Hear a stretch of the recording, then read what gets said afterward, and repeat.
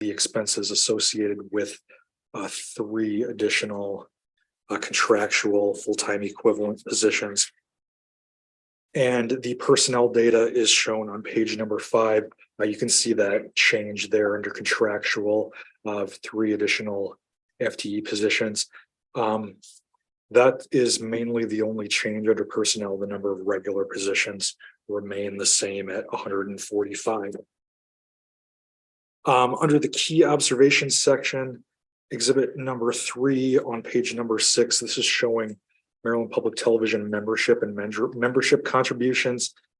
As you can see on the chart in FY 2022, there's a slight decrease in MPT membership. However, the dollar amount of member contributions continued to increase for the 3rd consecutive year, increasing to about 8.2 million. And wanted to highlight this because the MPT member contributions are one of the main special fund revenue sources in the budget. Then there's a chart on page number 7 outlining original programming produced by MPT. You can see this number increased in FY 22 following some declines the past 2 years, in part due to interruptions caused by the pandemic. But that increased again in FY 22. And then on page number 8 is MPT viewership. This is the estimate of viewers ages in the viewership ages 2 and older in the Baltimore and Washington, D.C. area. This is fluctuated depending on the year, but was approximately 1.2 million in FY 2022.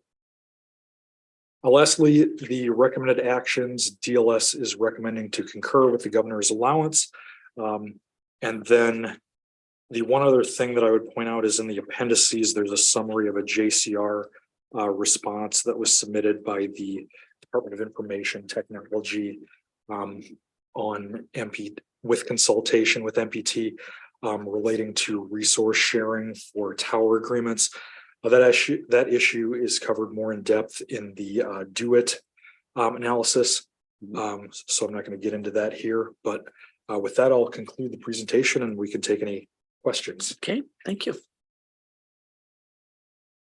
Senator Benson, any questions? Okay, let's talk to the MPT people. Madam Chair, but I'm going to wait to hear the presentation. However, you can answer those questions. Surely. So we won't be redundant. Well, good afternoon, and thank you for allowing us this time to speak about MPT. And I know you're running a bit behind, and I guarantee we will be brief. I also have to thank the committee for all the support that you've provided for MPT over many years. With me today are Stephen Shupak, our Chief Operating Officer, Suzanne Schwartman, our Chief Financial Officer, and Travis Mitchell, MPT's Chief Content Officer. This past year has been a very good one for MPT in many ways. It was the year of Tubman Douglas. Those films were very proud that we were able to bring these 2 amazing Maryland stories to the nation. And when I say the nation, more than 2 million people around the country have seen these films, and they're now playing again all over the country on public television stations for Black History Month. Now, I could go on and on about many different accomplishments, but as usual, we have a video that describes them better than I could do. In fact, we actually have 2 videos, they're not too long, to share this year. The first is our usual MPT review of the past 12 months. And the second is an idea that I wanted to share with you about creating a center for Maryland history films. Thank you for doing that.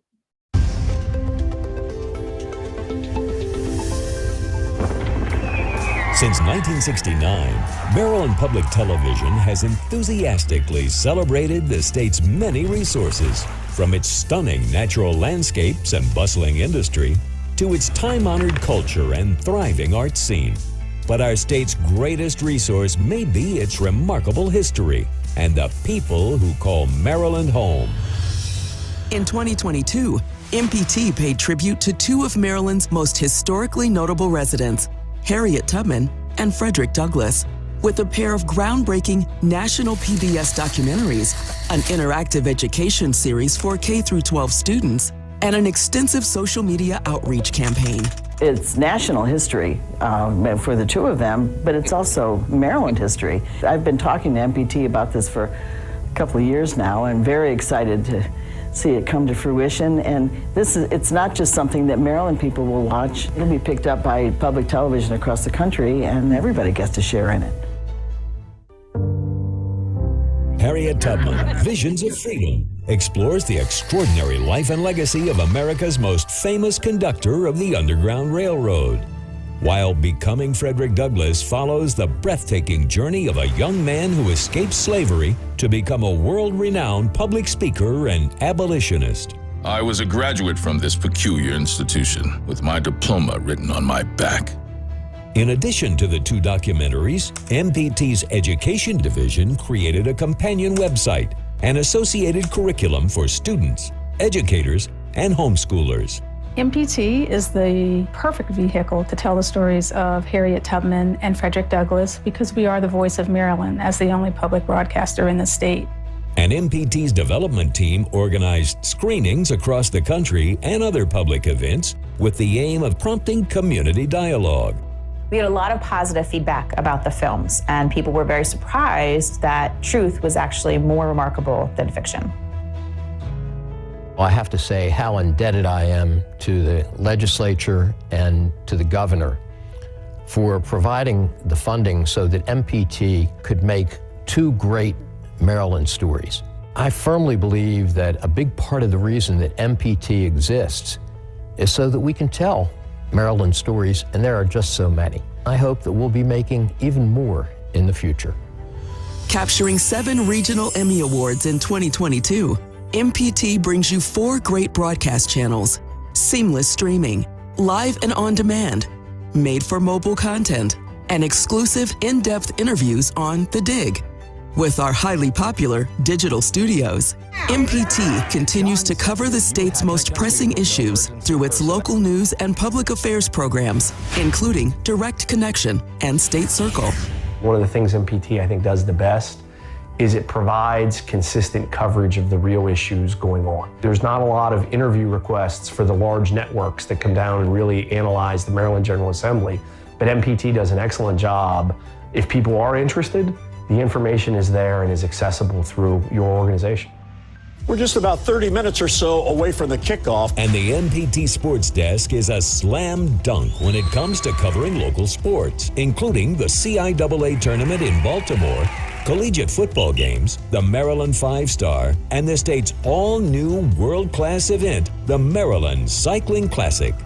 Local favorites including Artworks, Outdoors Maryland, and Maryland Farm and Harvest, which celebrated its 10th anniversary last November, showcase the state's incredible beauty, innovation, and pride.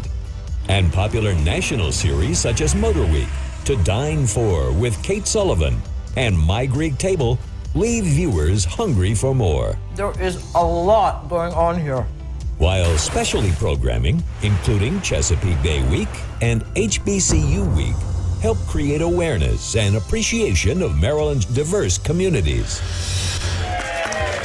2022 marked the completion of the 8,400 square foot Irene and Edward H. Kaplan production studio.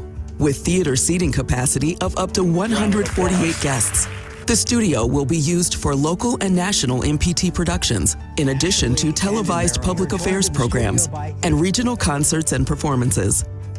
MPT exceeded expectations through its Maryland State Ad Agency by amplifying the most critical messages of our time, including COVID masking, vaccination, rent assistance, dangers of fentanyl, problem gambling, and more. Who's ready? And serves a vital role for students and educators with professional development support and a wide range of hands-on activities, supplemental learning tools, and online programs through MPT's ThinkPort and Ready to Learn. No one does local like MPT, but the great programming doesn't end there. Here's the best of primetime PBS.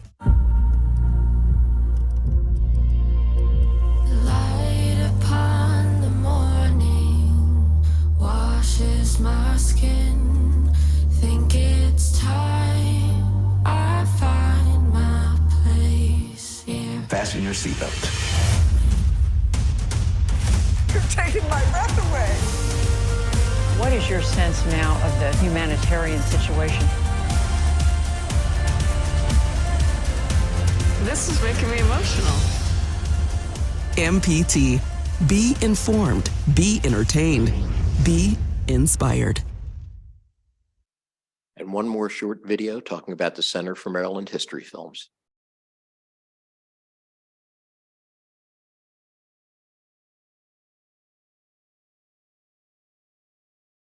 We certainly appreciate the technical help today also.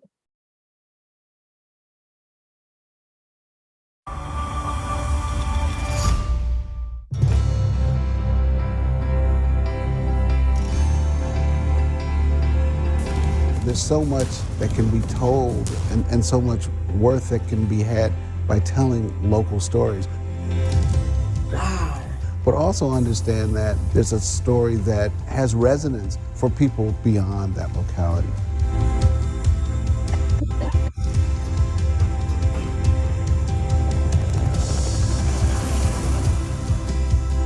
That arc of a life, it means that anything is possible.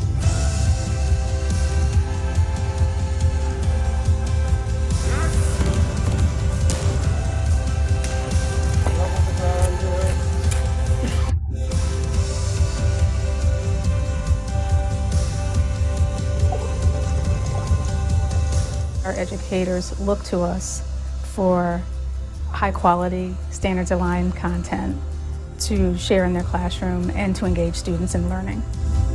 Since 1969, MPT has been producing award-winning historical documentaries. The Center for Maryland History Films would be able to continue this long tradition, sharing the local stories of the people, places, and events for generations to come. With support, a few of the projects could include people such as Thurgood Marshall, the first African-American to serve on the nation's highest court, tracing his childhood, achievements, challenges, and legacy. Benjamin Latrobe, credited as the father of American architecture, whose work dots the U.S. landscape, and who, with his architect and engineer sons and grandsons, created bridges, buildings, and parks in Maryland and elsewhere. Benjamin Banneker, a successful almanac maker and self-taught student of mathematics and astronomy. From the mountains in the west to the bay and beyond, we hope to explore the state's historical landscape, detailing the construction of the Maryland State House, how it has changed over the years, its distinction as the site of George Washington's resigning his commission, and the only state house to have served as the nation's capital. At Sparrows Point, there are the personal recollections of the men and women who toiled at the Bethlehem Steel Complex.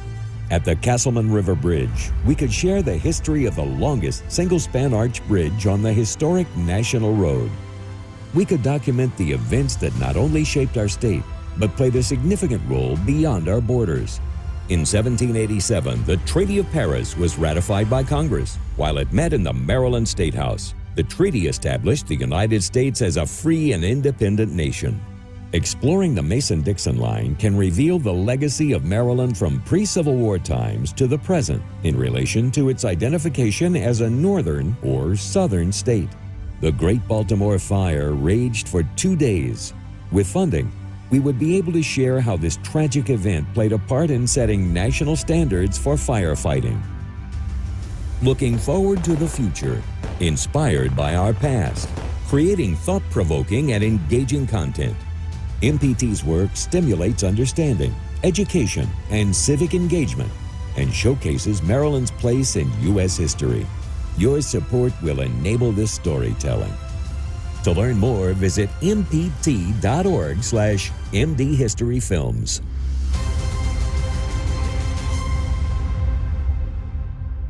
And with that, I'm happy to try and respond to any questions. Senator Benson, take it away. I am so pleased with what I have seen today, but more importantly, I did watch the documentary that about Harriet Tubman and Frederick Douglass. I tune in quite often. And it is just so inspiring. Madam Chair, I'm just trying to figure out for something this important that as we watch here to see how this does such a supreme job in advertising the good things that are going on in the great state of Maryland. Correct. I'm just trying to figure out why it is that we are decreasing their budget. I think, Madam Chair, we need to, if you could, we need to talk about this because I don't think that we ought to decrease this budget. I really don't. I don't support decreasing this budget. I really do not. So I want to make it very clear to everybody. When you have this wonderful Maryland Public Broadcasting Commission doing such a super job in talking about what's going on, that's wonderful, that's outstanding in the state of Maryland. We need to do a better job of public relations. That's what we need to do. But to take a dime from this commission, I think is something. Senator Benson, that's been my battle for a lot of years. Do you agree with that? I absolutely agree with that. You and I will get together offline before the budgets come around. Yes, I think we need to talk about that because I am not supporting a decrease in the budget for this commission. I'm not going to do it.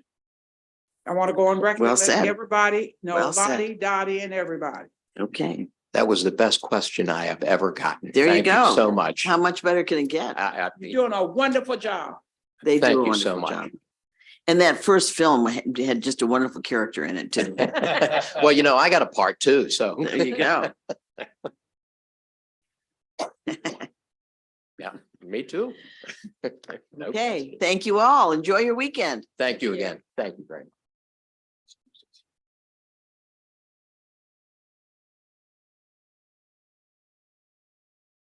Okay, next we will do the MSDE Aid to Education. Laura Hyde is our analyst. Dr. Chowdhury is here.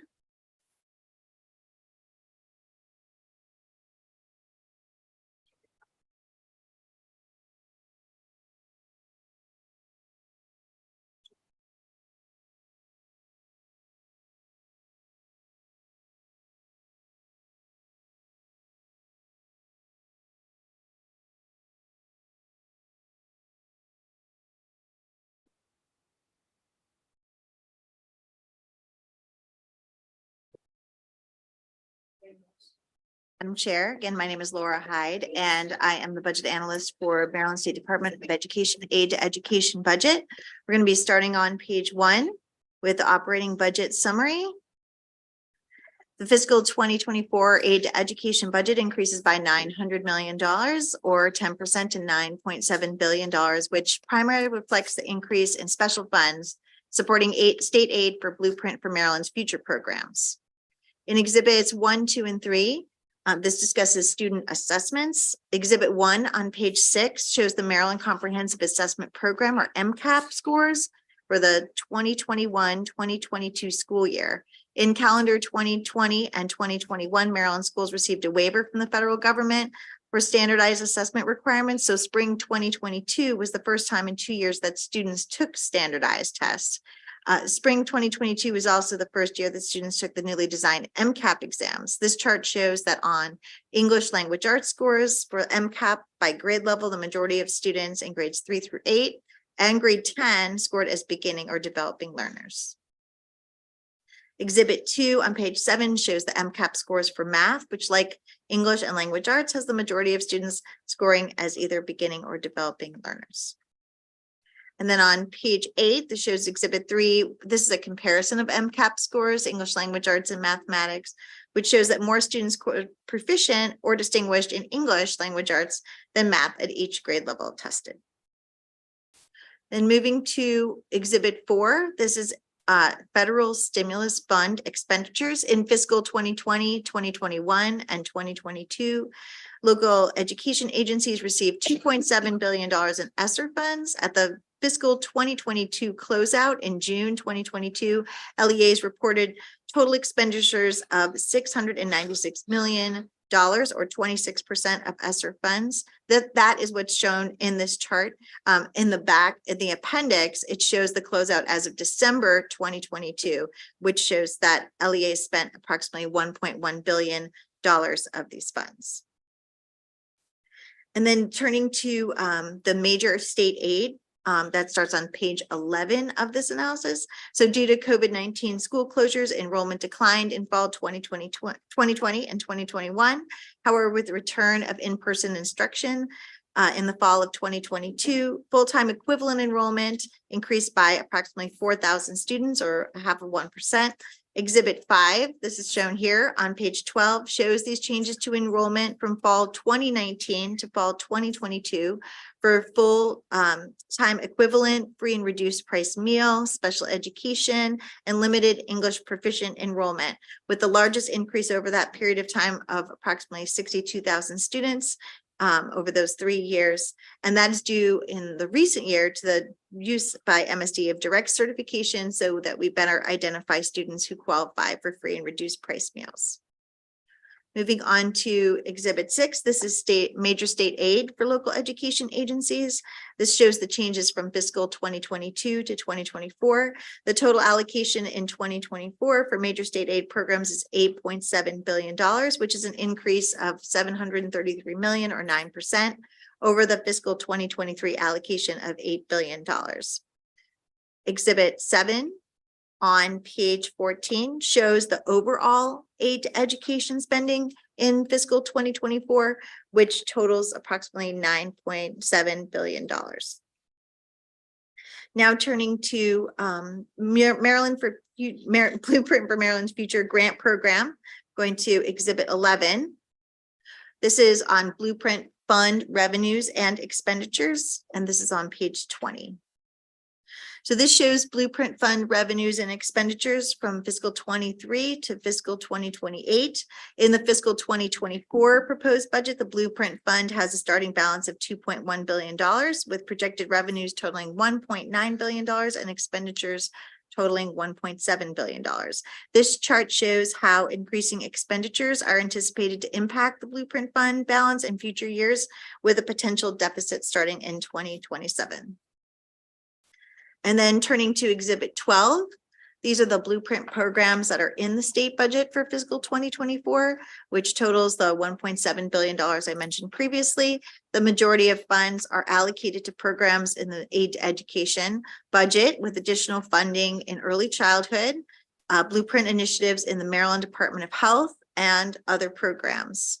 And then if you turn to page 22, this shows the Blueprint program broken out by budget. So this is the budget broken up by program. Okay, and then I'm turning to issues now, starting on page 23. So the first issue involves an anticipated adjustment to net taxable income. There's two exhibits here. The first one shows the difference between the allowance and then the revised NTI adjustment for state aid. And then the second chart actually shows the Exhibit 15. This actually shows how the education aid grows over this from fiscal 2023 to 2024. This happened because there was a delay in processing tax returns led by the comptroller, and he had to issue a revised report in January 2023 showing 20% increases in county tax revenues rather than the 8.5% increase shown in an earlier report. This change results in slight changes by LEA, which was shown in Exhibit 14 and fiscal 2024 aid, but the overall increase in state aid is 9%, which is shown here. Then turning to page 26, this is an issue on enrollment data. This involves the collection of enrollment data by MSDE. Two recent audits documented inconsistencies in the enrollment counts for LEAs, as well as issues with oversight and audit of these enrollment counts.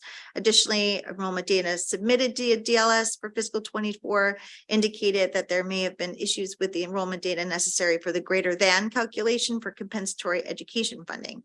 And so for this reason, DLS recommends restrictive language for a report on school level FRPM counts.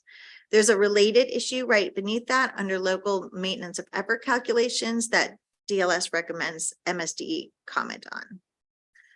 Then turning to page 27, this is Exhibit 16. This involves learning loss. Maryland scores on the National Assessment of Education Progress, which is shown here between calendar 2019 and 2022 for 4th and 8th grade, show that reading and math scores declined over these 3 years. If you look at the next exhibit on page, this is Exhibit 17 on page 28. You can see similar results when comparing student scores on PARCC and MCAP assessments for these same years. And so for this reason, DLS recommends the continued submission of a report on MCAP administration costs and learning loss. On page 29, Exhibit 18 speaks about autism waiver funding. MSD is in the process of changing over the autism waiver registry to a wait list with students identified for services, and the program received an additional allocation of $30 million in fiscal 2023, with costs expecting to rise for the program as they add slots. So for this reason, DLS recommends that MSD just continue to submit a report on this program.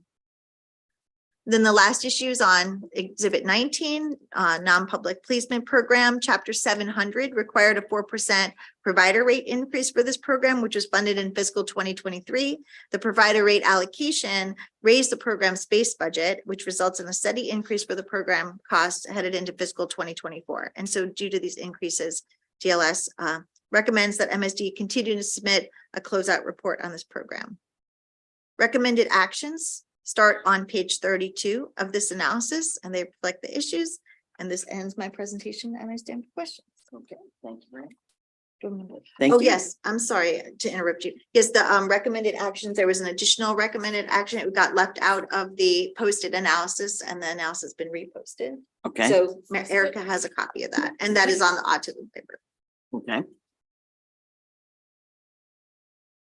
Okay, Mr. Superintendent. Thank you, Chair King, and good to see you, Senator Benson. MSD concurs with all of the analysis. Today, I will briefly comment on the question in the analysis about both the Governor's Educator Shortage Act, and I will also discuss a couple of non-concurrences that we have.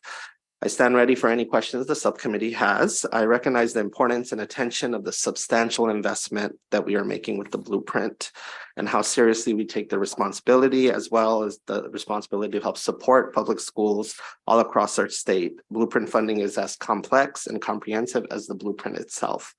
For that reason, I want to respond to the analysis comments regarding state aid submission timing. MSD respectfully disagrees with the analyst's recommendation to restrict funds for the department. MSD, by law, submits data to DBM and DLS to calculate state aid.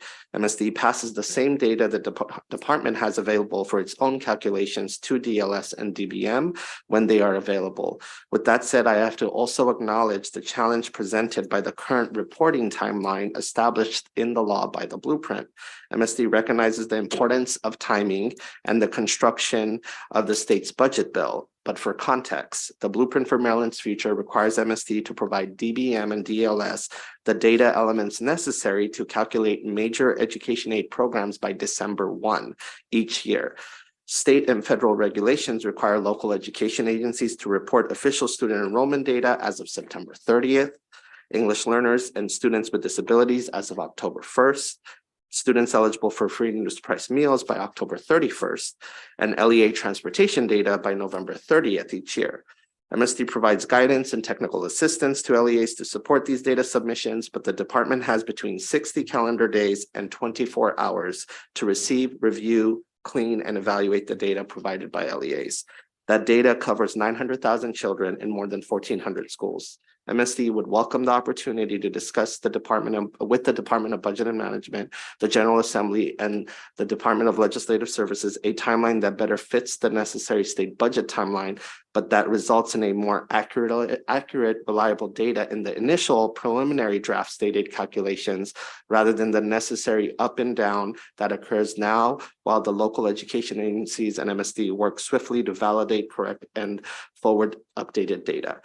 Regarding the comments from regarding the OLA audit, MSD maintains that OLA's reference to the inaccurate enrollment reporting identified by the Office of Inspector General Investigative Audit of MSD stated enrollment count is misleading, without clearly stating MSD's disagreement with the facts and inaccuracies in the OIG report. MSD's response to the OIG report has maintained that state aid funding was not misallocated to local education agencies since it was based on the September 30th enrollment count for each district as required by statute. And based on the data contained in the OIG report, the department had greater than 99.9% accuracy of enrollment reporting for the 5-year period audited by the OIG. Even with the greater than 99.9% accuracy, the enrollment reporting department has still taken proactive steps to ensure 100%. Specifically, MSD has created an additional error and system check within our web-based data collection system to improve accuracy of enrollment reporting that were implemented as early as September 2022. As the analysis requests, I want to address the OLA finding related to blueprint monitoring. MSD takes seriously its roles and responsibilities as fiduciary steward of state resources, particularly those associated with Blueprint. The OLA did not find that MSD has a monitoring issue with Blueprint programs. MSD presented examples how the department operated its monitoring of restricted programs, which included department budget review and approval of expenses prior to providing reimbursement for Blueprint program expenses. The OLA simply asked MSDE to procure additional audit services and to sample the reported expenses for LEAs on a test basis. So the finding ultimately was do another check, which we're happy to do and explore. We have submitted a task order proposal request to be able to do that. Lastly, I want to just comment on the Educator Shortage Act. I'm excited about this act. It will do several things. The first thing it will do is it will make sure that we join something called the Interstate Compact. We need to stop creating hoops for people who come from other states. Literally, as the bill, as our laws are currently designed, someone coming from Massachusetts has to prove whether they are a high quality educator when we modeled much of Massachusetts to it. So we create, it takes us into the Interstate Compact. I'm also excited about it creating a permanent grow your own fund that will essentially take MSD's work that we have already done through our Maryland Leads program and create basically earn as you learn go models to create a permanent pipeline for teachers into our state. That is especially going to help diversify our state. We have not created a dent on this issue. And we know that many of the challenges often is debt as well as being able to work while you learn. It also revamps the state scholarship program and makes it less convoluted and more progressive in terms of qualifications. It also helps our childcare providers. Right now, it limits childcare providers in terms of what type of programs they can take. And we only have one alternative program for childcare providers authorized while DC has 20. It opens this up nationally. It also gives them credit for life. I've talked about this before. We have a first in the state program right now. We gave a grant to Montgomery College to codify what is called prior learning assessments. You may need 10 classes to prove that you can do this, but the provider may already know 5 of what those classes covered based on what they've been doing for 10 years. Let's validate that. And so that's what we will be doing with prior learning experiences.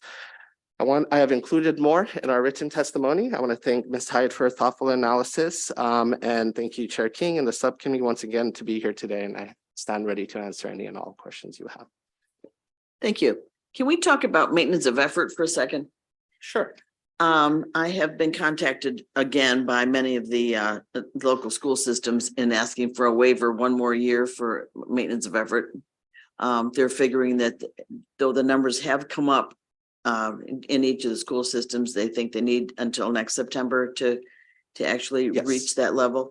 So you go along with that? Yeah, let's talk about that. So DBM has asked us, how can we make the case to US Ed to be able to do this again? And Justin, do you want to provide the most latest update? Yeah, well, and so with MOE in particular, you know, one of the interesting things, and looking at Ms. Hyde's analysis, we talk about the overall decrease even year to year in FTE enrollment. And what that, when you dive in a little further, overall, and this is different LEA to LEA, But overall, statewide, we're actually up in actual LEA enrollment compared to last year. But because of the way the formula works, there's already a built-in hold harmless. So the law says that full-time equivalent enrollment for students is the greater of the 3-year moving average of FTEs or the actual enrollment from 930 from that year. We are, because of the pandemic, still catching up. And so that's going down. Enrollment is coming up. And in theory, they'll meet in the middle. Who knows if that's next year or a subsequent year. But there are 2 jurisdictions that do have a hold harmless this year. So there were only 2 jurisdictions that had actual reductions overall in the state share of state aid compared to FY23. That's Allegheny and Baltimore City. And the governor's allowance does provide a hold harmless already for those 2 jurisdictions. What about my Montgomery County that's asking for the waiver? So Montgomery County's up. They're up. They're not up to where they want to be. Right. I think, one of the challenges of this is at what point does the state decide, we're kicking a hold harmless can down the road, and the numbers are getting quite close. So, overall across the state, the actual enrollment number was about 852,000. The 3-year hold harmless is about 860, maybe I think it might be 858 this year.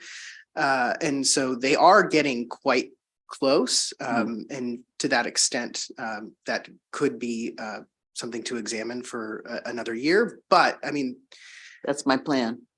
Yeah. Now, if you asked me if I could do it with a stroke of a pen another year, I would do it, but it's not my decision at the end of the day. It truly is Just not. check it. It truly Just is check it. not. Yeah. Yeah. Okay. It's going to be mine with a stroke of a pen. Okay. Senator Benson. Thank you very much, Mr. Superintendent, for your testimony here today. I want to talk about, can you all kind of give me information relative to the Relief Act, the federal stimulus fund expenditure? Sure. As I can see here, for Prince George's County, nothing has been expended. So I'm happy to talk about that. There is this narrative, Marinette, because I get warm when I talk about this sometimes. There's this narrative that school systems are not spending fast enough. It's just not true, Senator Benson. What is not happening is there's a difference between obligated and spend down. And so they got 3 tranches of money, massive amounts of money, real fast. The first tranche already spent pretty much close to 100%. The second tranche, which was much larger, the first tranche went to virtual learning, going 1-to-1, right? All of the PPE, etc.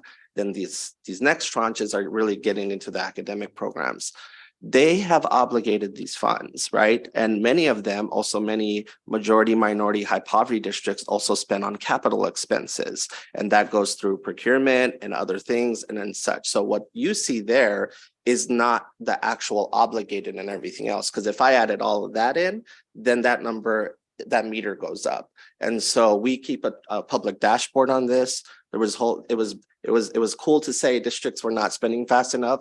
But those in the trenches knew that wasn't true. And then that narrative shifted when the proof actually came out. So our districts not spending fast enough is not true in the state of Maryland. It might be true in other places. So Prince George's, right, if you want a more accurate count, I would have to go in, which we can, and say what is already obligated versus money just sitting there unobligated. So that doesn't mean that they don't know what they're doing with the money. They have a plan, but Prince George's, Baltimore City, a lot of districts that have had poor facilities, they're using these ESSER dollars for capital expenses. And that's the disparity between a lot of more affluent districts and well-off districts. They're doing HVAC. They're spending money on clean air for the first time because they have it, because we don't provide enough. So I would stand by there's a lot of things I hold them accountable for. On this one, I will stand by them every day that they are spending the money. Yeah. Okay, and the second has to do, we've had conversations relative to children with special needs. And I'm very pleased that we're going to be meeting to talk about, because it's a problem, not only in Prince George's County, but throughout the great state of Maryland. We have children who have disabilities, and we need to look at a program that's going to really zero in on bringing those children together and giving them and providing them with the best services that we can offer. So I'm very Absolutely. pleased that we're going to be having that meeting. The other thing is that there's a waiting list for children with autism. Can you all comment on why we have that waiting list and what are we going to do about it? So the Autism Waiver Program is, as Ms. Hyde noted in her analysis, shifting over this year to implement the new wait list. I think I would like to think it goes without saying, but it doesn't. And so to be clear, we are eager in making sure that we serve all children as we can. This is a very expensive program, given the cost of administering services. It's one of the, in terms of per pupil costs, it's one of the higher costs. And so, ultimately we are limited to serve the number of students for whom we have the per pupil allocation for the program. There's also a demand and supply problem. So we have the demand, but the providers to actually service the children can only take so much at the same time. And not every jurisdiction necessarily has enough of the provider. So there's that challenge as well too. But in terms of us monitoring and going through the wait list, that staffing is in early intervention, special education department. That is fine. It's really, I gave a deep dive presentation to the state board on this. They're very passionate. I talked to Senator Zucker about this. He's very passionate about this because last year there was action on this, and it deals with ultimately also a supply and demand problem as well. Supply as in the providers who are actually there to be able to give them the service. Yeah. Just want to ask one last question. You all know that I am a strong educator. And I know what I see. For children, for the people who are working in the trenches, in the classrooms, in the school setting, are our colleges and universities doing enough to prepare the educators or the people who work with these students, the skills, the background, the knowledge of how to work with these children? Yep. And I'm not just talking about autism. Yep. No, I know what talking you're about talking children about. with special needs. Are our colleges and universities not preparing these educators so that when they get to the school setting, they have the skills, the background, they have what is necessary in order to work with our children? Absolutely. Some are and some aren't. And the blueprint requires all of the ed preparation programs that do business in Maryland to raise their games. We just promulgated regulations that are sitting with AELR to adopt those regulations, hopefully, that requires them to dramatically improve in terms of how they prepare the reporting, the teeth I get to be able to monitor them, all of those things. I will say program approval has been all over the place. And so the answer to your question is some are and some aren't. When you get into the business of talking about which ones are and aren't, that's where people get political sometimes. But I'm happy to have that conversation with you. That it's true. Some are and some aren't. I'm telling you. Yes. Thank you very much. Thank you. Okay, thank you. Thank you all. Appreciate it. Have a good weekend. All right. Thank you, Senator. Thank you, Senator. Okay, last but certainly not least, St. Mary's College of Maryland. President Jordan, nice to see you. Senator King, Chair King, I should call you. It is always a pleasure to see you. Nice to see and you. Senator Benson as well.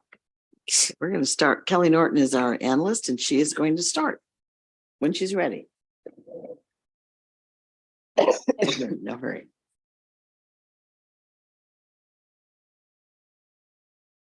All right, we're going to start on page 4. Thank you. And we're going to start on page 4 with Exhibit 1, which shows the undergraduate enrollment from 2017 through 2022. Total undergraduate enrollment decreased by 20 students from fall 2021 through 2022.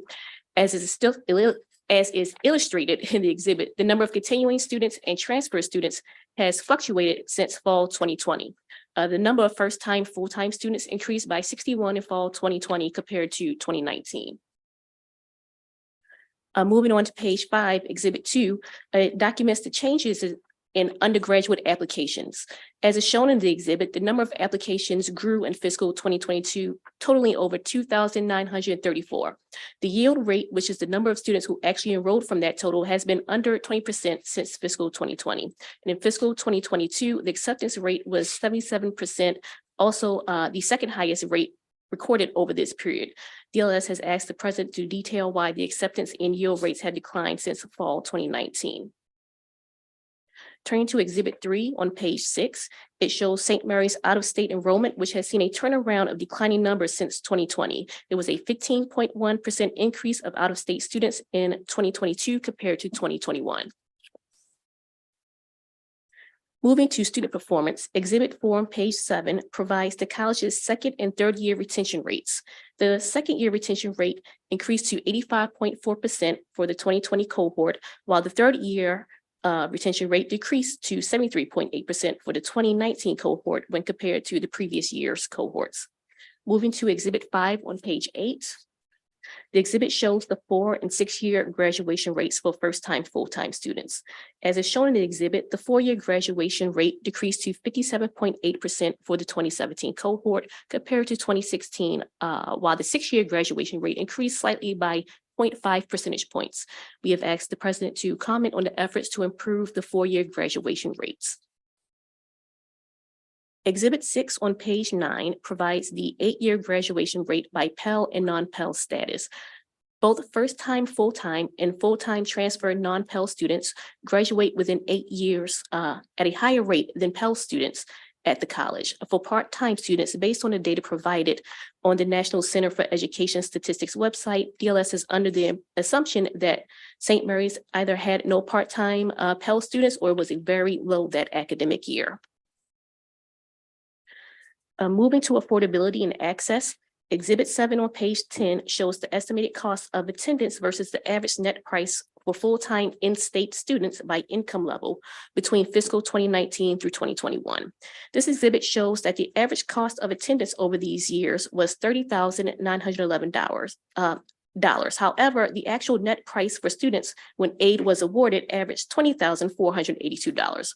In fiscal 2021, the average net price was $10,996 less than the cost of attendance. What this exhibit also shows is the cost of attendance will vary depending on income level. For instance, in fiscal 2021, it cost a student $6,226 with a family income of under $30,000, but $27,576 for a student with a family income of over $110,000. Exhibit 8 on page 11 shows the amount of institutional aid awarded and number of awards provided by category. The amount of institutional aid awarded has increased from $6.1 million in fiscal 2017 to $8.8 million in fiscal 2022. St. Mary's continues to have high rates of merit-based scholarships, with that category accounting for 68.2% of institutional aid in 2022.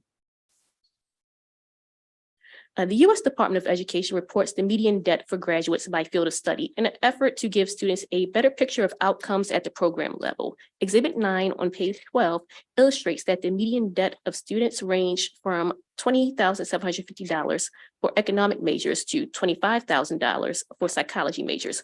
And computer and information sciences majors had the highest median earnings at $72,028. Exhibit 10 on page 13 provides the budget changes for unrestricted funds by program from fiscal 2022 through 2023. The largest dollar change was in instruction, which increased by $4.6 million, and spending on institutional support decreased by $1.2 million. The proposed fiscal budget found in Exhibit 11 on page 14 includes a general fund increase of $4.3 million and $3.2 million in cost of living and merit increases. In total, when excluding state pay-go funds, St. Mary's total state fund allocation increases by $6.6 million or 19.3% relative to the adjusted fiscal 2023 working appropriation. Exhibit 12 on page 15 provides the unrestricted revenues by fund source from fiscal 2019 through the 2024 allowance. In fiscal 2024, state funds increased to 47% of unrestricted funds compared to 43% in fiscal 2023. Moving to the issues, which begins on page 17 and goes through page 20, the one issue discussed involves the college's enrollment declines and the increase in state spending per student.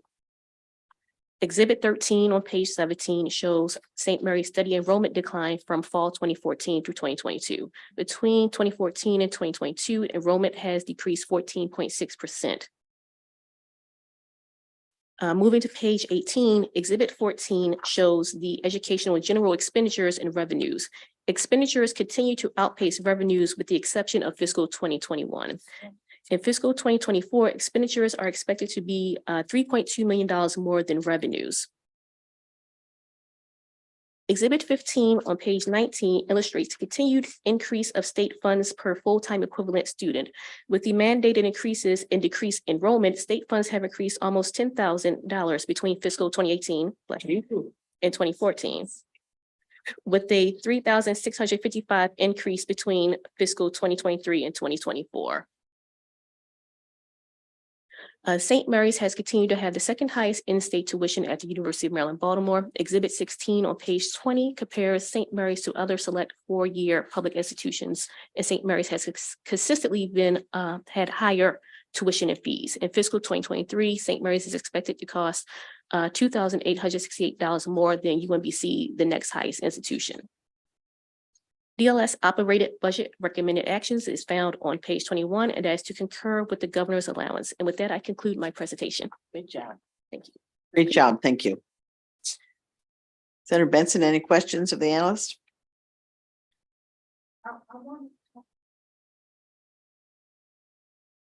We want more of our children to go to St. Mary's College, but why do you all think we have this increase in fees, tuition and fees? Dr. Jordan, you want to address that?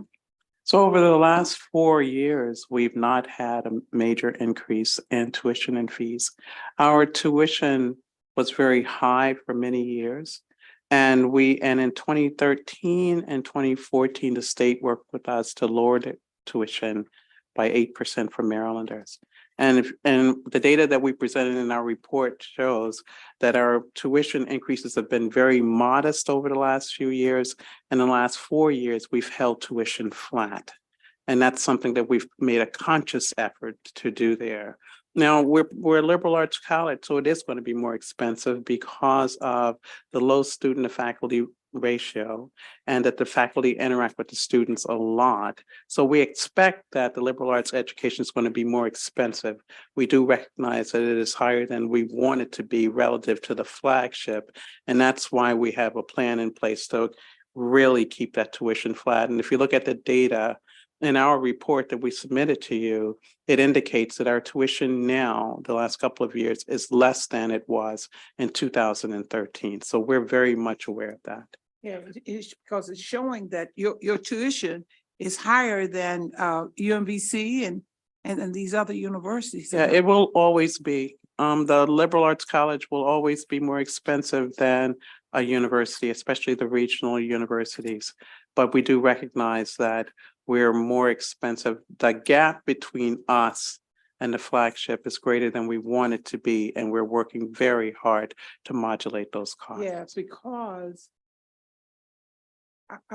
is there a contributing factor to the decline in the number of students that are going to St. Mary's College? Has that declined? There's been a decline in the number of students attending St. Mary's College. And could that be one of the contributing factors? Is the cost? The cost was part of the challenge. The national discourse about the value of higher education is part of that challenge.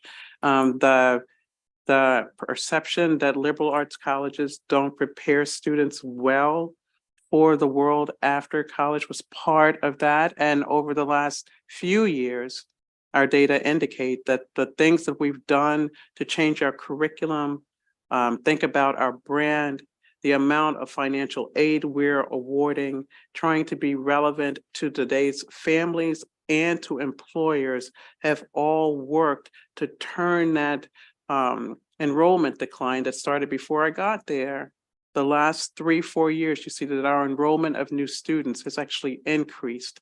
And nationally, during the pandemic, the data were what I would call them soothsayers, were predicting that liberal arts colleges would shutter their doors because the pandemic was going to kill us, and anticipated that there was going to be a 10 to 15% decline in enrollment there. And what St. Mary's College did was actually increase our enrollment through the pandemic, through today. So we have bucked that trend.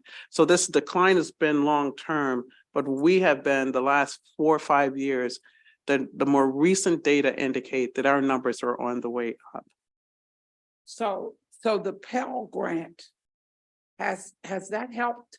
Or have we seen a decline in the amount of money that may be available for students who want to go to St. Mary's? Pell Grants help a lot, and in our data that we put in our report, it indicates that we have substantially increased the amount of financial aid we award to our students over the last few years. And I can't remember the numbers right off my head, and I was trying not to go through my report for you, but it's something like we've increased it about 51% in financial aid over the last 5-6 years with our students. And then when you break out that aid that we're given, some people will say, well, you're giving more more merit-based aid than need-based aid. But that is a marketing ploy, so to speak, because parents want to talk about their kids getting a merit award rather than need-based financial aid. And so merit award does cover need for St. Mary's College. Thank you very much for that. Okay, thank you, Madam Chair. Dr. Jordan. You want to just kind of give us a synopsis of the highlights and then address the issues? Yes, that's exact. But may I introduce who's with me? Okay. Absolutely. Thank you. So thank you. With me today are Paula Collins, a trustee, Paul Pusaker, our VP for Business and Finance, and Chip Jackson, our Government Relations Liaison. So as always, I want to thank you for your support of the college. I do have some thank yous that are really important for me to go through, but I would love for Trustee Collins to speak just for a minute or two. Great. Thank you, Chair King and Senator Benson. I've been a trustee of the college for the last 4 years, and I'm currently the vice chair of the Board of Trustees. Please know that the board is highly engaged, working very closely with President Jordan to ensure that the college lives up to its commitments as an institution of higher education in the state. We think that President Jordan is doing a remarkable job advancing the institution. He's always focused on what's best for our students. We recognize that our sustained levels of excellence are only possible because of the support that we get from the legislature. And for that, we are extremely grateful. So thank you. Thank you, Paula. I also want to thank Kelly for an excellent analysis of the college. There are many complex issues that you have to grapple with, and we appreciate how well you've done to try to understand what's going on at our college by the river. We provided you with an extensive review of the college in our written testimony. I am not going to go through that. I want to give you the highlights before I discuss Friday. Oh, yeah. Thank you. I really appreciate that. Before I discuss specific issues, please know that we are grateful for the governor's allowance and appreciate the staff's recommendation to concur with the governor's allowance. I also want to thank you for your support in updating our funding formula a few years ago. We're tremendously grateful for that. That revision, glad that's worked out. It's working incredibly well, and it enables us to serve the state in accordance with our mission. Good. So our mission, as you know, is about academic excellence, access, affordability, and diversity. We're performing well on all of those fronts. And then the brief summary is that when we talk about excellence, we're talking about our academic programming. You can see in the report all of our accolades and where we are ranked nationally with respect to what we're doing. The new programs that we've developed are bringing in students.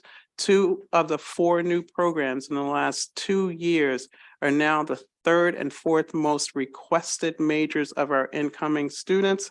When we think about the Enrollment is up these last few years. New student enrollment is up 19% over the last 3 years. Total enrollment is up 4% over the last 4 years.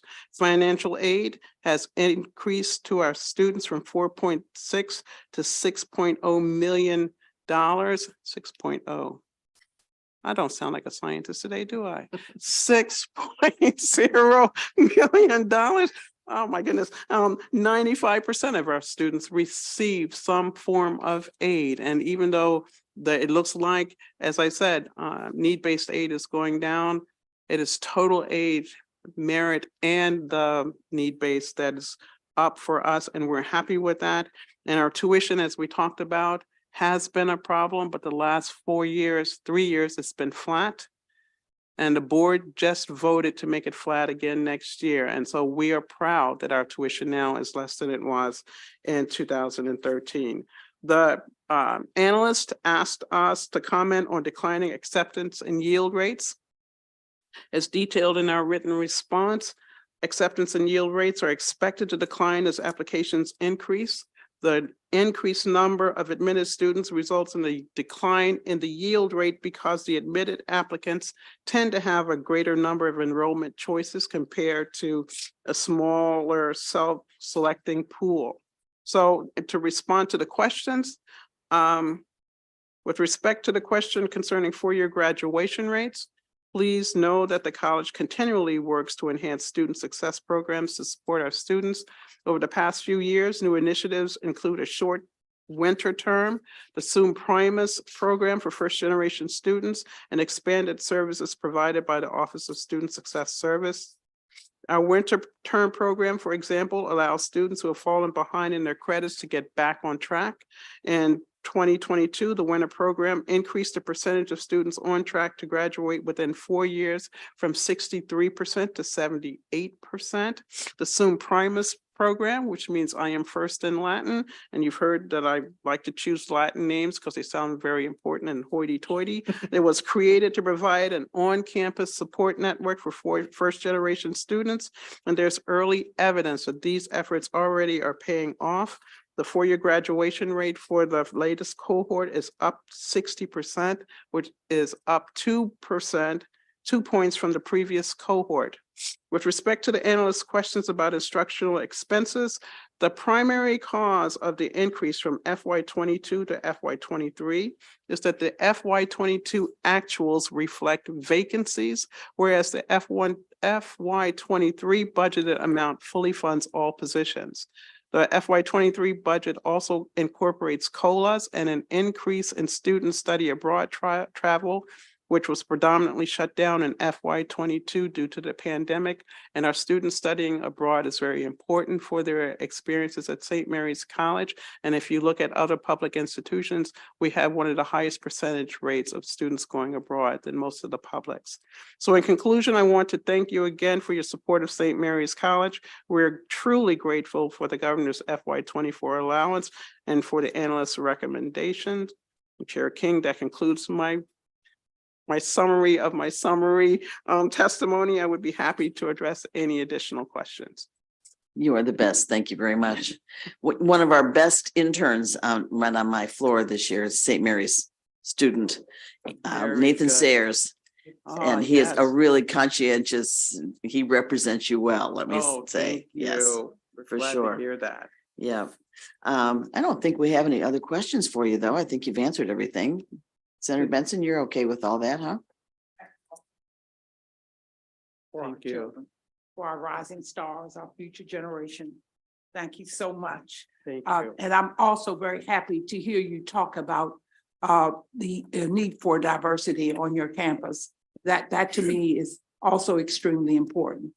So thank you so much. Thank you. The percentage of students of color have increased the last several years from approximately 18% to right before I started to 31% now. So we are definitely making huge inroads in that area as well. That's very wonderful. You do a great job. Thank you. Thank you. Happy Friday. Happy Friday. Enjoy your weekend. Thank you. Thank you.